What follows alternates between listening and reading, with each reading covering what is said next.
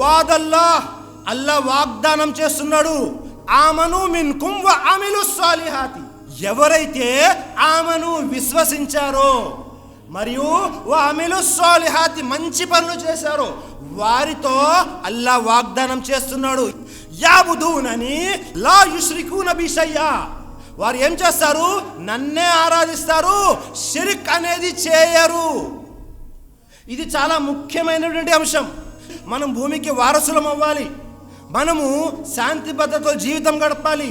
మనం ఏ ధర్మంలో అయితే ఉన్నామో అందులో దృఢత్వము మరియు స్థిరత్వము కావాలి అంటే మనము అల్లాను మాత్రమే ఆరాధించాలి మరియు షిర్క్ అనేది చేయకూడదు అని అల్లాహ్ తఆలా తెలియజేస్తున్నాడు.